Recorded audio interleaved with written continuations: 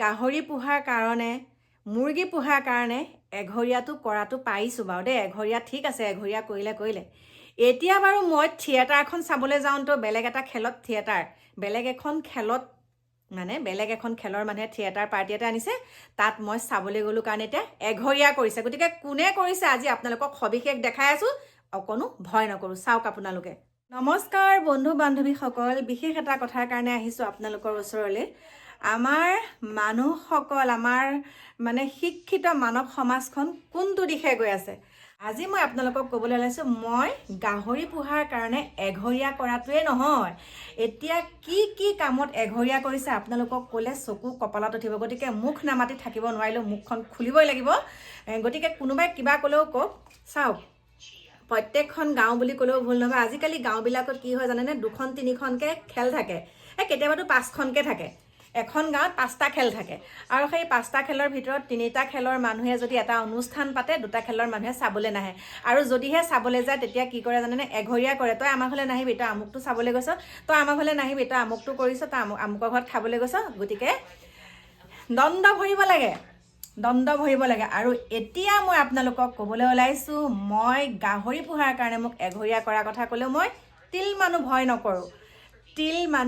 নকৰোঁ। আৰু এই কথাটো মই এটা কাৰণে বুকু ফিন্দাই ক'ব পাৰোঁ, কৰ্ম কৰি খাইছোঁ, চুৰ কৰিতো খোৱা নাই।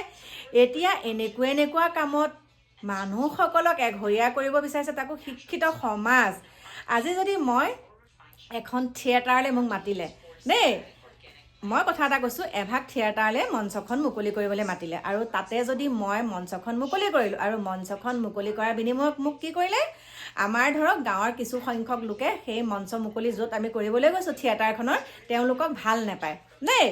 তেওঁলোকক ভাল নোপোৱা বিনিময়ত আপোনাকতো ভাল পায়, আপোনাকতো নিমন্ত্ৰণ জনালে বা মোকতো নিমন্ত্ৰণ জনালে, মইতো মুকলি কৰি থৈ আহিলোঁ। এতিয়া মই থিয়েটাৰখনলৈ যোৱাৰ কাৰণে মোক এতিয়া কি কৰিলে, এঘৰীয়া কৰিলে। গতিকে কি ফালে গৈ আছে, কাৰ লগত থাকিম? আমি হৈছোঁ মানুহটো মানুহৰ লগতে থাকিব লাগিব নে গৰু ছাগলীৰ লগত থাকিব লাগিব? আপোনালোকে কওকচোন। মানুহেই যদি মানুহৰ সংগ নলয়, গৰু ছাগলী সংগ ল'মনে বাৰু? আজি বিপদে আপদে সম্পদে সকলো সময়তেতো মানুহকে লাগে। মানুহে হিংসা কৰে, কিন্তু কি হয়, আকৌতো মানুহৰ লগতেই থাকিব লাগিব। হিংসা কৰিলেও অহিংসাই পৰম ধৰ্ম, কিন্তু সেইটো জানো কোনোবাই মানি চলিছে, হয়নে? গতিকে চাওকচোন কেনেকুৱা ধৰণৰ ঘটনা হৈছে, আপোনালোকে চাওক আৰু আপোনালোকে মোক জনাব, আৰু আপোনালোক সকলোৱে মাতক। এই কথাটো গৰিহণা যোগ্য। আজি এঘৰীয়া কৰিবলৈ তেওঁলোকে ক'ত অধিকাৰ পালে? গৰিহণা যোগ্য। গতিকে আপোনালোকে চাওক, মই সকলোখিনি আপোনালোকক দেখাই আছোঁ। আপোনালোকে শুনক সুন্দৰকৈ। মই থৈ লৈছোঁ ফোনটো এটুকুৰ জেগাত, আৰু আপোনালোকে শুনক। 18/9/2024 তাৰিখত শিলগুৰি মাখালটোৰ চুবুৰীত বিনাপানী থিয়েটাৰ এওঁলোকে নিমন্ত্ৰণ কৰিছিল।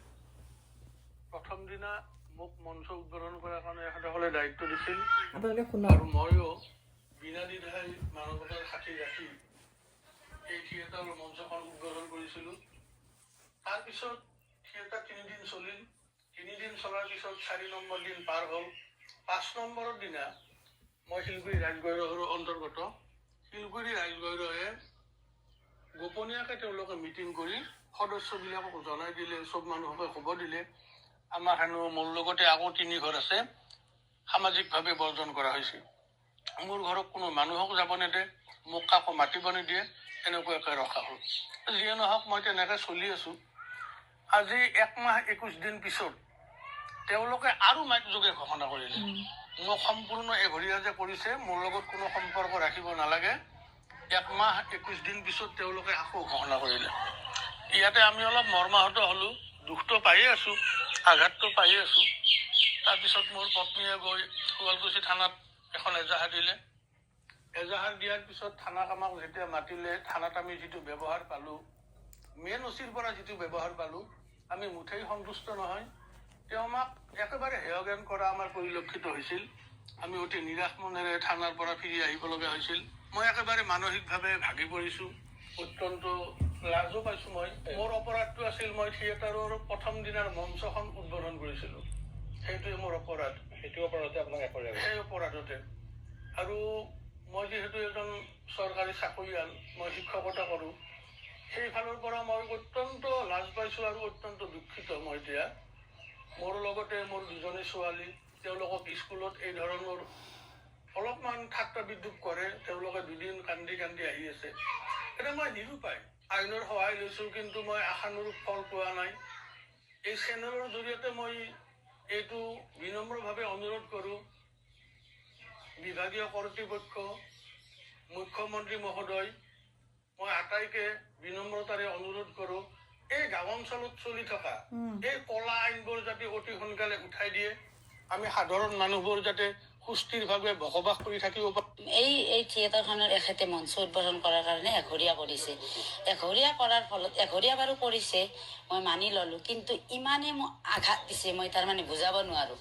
মই ৰাস্তা ওলাব নোৱাৰোঁ, তিৰোতাবিলাকে মোক মাতে, কিছুমানে মোক ভাল পায়, মাতাৰ পিছত সিহঁতক কয় যে নামে তোমালোকেও কিন্তু পইচা ভৰিব লাগিব। মাতাৰ বিনিময়ত সিহঁতে সেনেকৈ কয়, মোক আহি আৰু পিছদিনা কয় যে তোক মাতবা নোৱাৰোঁ, আমি মাতিলে তাৰমানে আমি পইচা দিব লাগে। মই কওঁ যে পইচা ভৰিব নালাগে, মোক মাতবাও নালাগে। এনেকৈ গেল আছোঁ আৰু চলি থাকি কিনে আৰু মই আৰু এদিন দৰ্জী এজনৰ তাতে গেলোঁ, যাই কিনে ক'লোঁ যে মোৰ কাপোৰখিনি চিলাব লাগিছিল। দৰ্জীটো কৈছে যে চিলাব নোৱাৰোঁ, আমি নোৱাৰোঁ, যে আমাৰ দণ্ড ল'ব, দণ্ড লোৱা হ'ব। তাৰমানে দৰ্জীজনে কৈছে। সিদিনাখন মই আৰু মোৰ বেয়া লাগিল, তাৰমানে এনেকে বেয়া লগাটো মোৰ বাঢ়ি আহি আছে। মই ভাবোঁ যে এঘৰীয়া কৰিছে, থাকিম আৰু চলি, কিন্তু মোৰ বেয়া লগাগিলা বাঢ়ি আহি আছে, দিনে দিনে বাঢ়ি আহিছে। ইফালে মানুহটো হৈছে হাই প্ৰেছাৰ, কিবা এটা হৈ গ'লে মই কি কৰিম? মানুহখিনি আছে, মোৰ বাইদেউ আছে, মা আছে, ওচৰতে আছে, কিন্তু মানুহজন নহ'লে মই কি কৰিম? যদি এইবিলাক যদি পাই থাকে, মানসিকভাৱে অশান্তি, মই কেনেকৈ চলিম? কিন্তু মানুহখিনি ভাবিব লাগে সেইটো কথা। আইনৰ সহায় ল'লোঁ, এজাহাৰখন ময়ে দিলোঁ। দিয়াৰ পিছত মই আইনৰ পাই কিন্তু একো নাপালোঁ। শুৱালকুছি থানাত দিলোঁ মই। যিজন আৰু মানে ছাৰ আৰু ফাৰ্ষ্ট অচিজনে কৈছে, তেখেতৰ পাই তাৰমানে একোৱে নাপালোঁ, অপমানহে পালোঁ। লাষ্টত অপমানহে আমি ল'লোঁ, ভাল ব্যৱহাৰ কৰা নাই, একো ভাল ব্যৱহাৰ কৰাই নাই তেখেতে। কিন্তু দুজনী বাইদেউজনী আৰু ছেকেণ্ড অচিজনে কৰিছে, সিহঁতৰ পৰাই ভালখিনিয়ে পালোঁ আমি, কিন্তু তেখেতৰ পৰাই আমি একো হেৰিয়ে নাপালোঁ। মাতাৰ কাৰণে ভৰিব লগাইছিল। ল'ৰাজনে বন্ধু, বহুত 23 বছৰৰ পৰা আজি ল'ৰাজন ঘৰত যায়ে থাকে, একদম নলে গলে লাগে তাৰমানে। ঔষধ দিছে, প্ৰেছাৰ হৈছে, ঘৰতে আছে। মই ফোন কৰিলোঁ যে তোৰ অলপমান ঔষধ লৈ আছোন, টেবলেট কেইটা। সি জানে আৰু, সি তাতে মোবাইলতে থাকে। মই লৈ যাই আছোঁ, এটো টেবলেট না লৈ গৈছে, দিবা গৈছে। তাৰপিছতে পিছদিনাই মাতছি যে মিটিঙত মাতা হ'ল। আছে মিটিঙত মাতা হেৰিও আছে, মাতি কিনে আমাক জনাইছে যে মোক আজি মিটিঙত মাতছি। মই যেতিয়া ঔষধ কেন্টি দিবা গেলোঁ, যোৱাৰ পিছতে মিটিঙত মাতি কিনে কৈছে 1500 টকা দিবা লাগিব। 1500 টকা ল'লে ল'ৰাজনে মোক মাতাৰ কাৰণে, আমাৰ তাতে ঔষধ কেটি দিবা যোৱাৰ কাৰণে। লৈ কিনে কৈছে যে আজি দিছা, আমি ৰেহাই দিলোঁ। এৰে পিছত কিন্তু বহুত বেছি ভৰবা লাগিব, গেলিয়ে ভৰবা লাগিব। আৰু ল'ৰাটো তাৰমানে এখেতে যায়, দোকানতো যায়। অপৰাধ আইনে বিবেচনা কৰবা লাগে মানে। চোৱাৰ কাৰণে শিলগুৰি সমাজে কি যে মানুহ দেই, থিয়েটাৰ চোৱাটো অপৰাধ নেকি? আজিৰ সমাজেও এনেকুৱা এটা চিন্তা কৰিব পৰা যে আছে, ভাবিব নোৱাৰোঁ। এই আধুনিক সমাজত এনেকুৱা চিন্তাধাৰাৰ ব্যক্তি যে আছে, শিলগুৰি সমাজত ক'ব লাজ লাগে। মই এজন হৈছে কেঞ্চাৰ পেচেণ্ট, বেমাৰী। মই শিলগুৰি মাহলুল চুবুৰীৰ বাসিন্দা, ইয়াতে মোৰ জন্ম।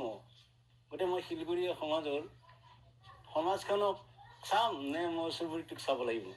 চুবুৰীটোৱে মোক সহায় কৰিছিলে, পইচা তুলি হওক, কিবা তুলি হওক, সহায় কৰিছে বেমাৰৰ সময়ত। তেখেতসকলে আমাক বহুতখিনি সহায় কৰিলে। গতিকে সেই সমাজখনক মই এৰি আমাৰ আন এখন সমাজত কেনেকে থাকো? সেইখিনি ধৰিব লাগে এইবিলাক। মই শিলগুৰি সমাজত অৰ্থাৎ মোৰ খেলৰ মানুহখিনিক কৈছিলোঁ যে মই এনেকুৱা বেমাৰী মানুহ, গোটেই আপোনালোকে সেইটো বিবেচনা আপোনালোকৰ। মোক তেখেতসকলে সহায় কৰিব লাগিছিল নে আজি এঘৰীয়া কৰিব লাগিছিল? আমি থিয়েটাৰখন চোৱাৰ কাৰণে আমাক এঘৰীয়া কৰিলে। আমি কিয় চালোঁ? আমাৰ মানুহটোৰ বেমাৰ, মোৰো বেমাৰ হৈছে। মোৰ বিপদত মানে মোৰ মালিকক চেন্নাইত লৈ গৈছিল মোৰ ভাইটিটোৱে, মোক চাইছে মোৰ ভাইটিটোৱে।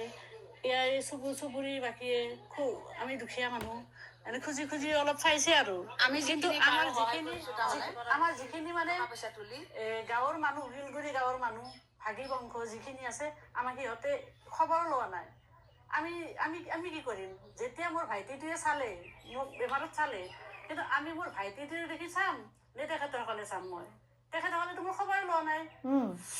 চাওক, থিয়েটাৰ চাবলৈ যোৱাৰ কাৰণে কৰিলে এঘৰীয়া। এতিয়া আপোনালোকে কি বুলি ক'ব? লাজ লাগিছে নিজকে লাজ লাগিছে আমি কোনখন সমাজত বসবাস কৰি আছোঁ।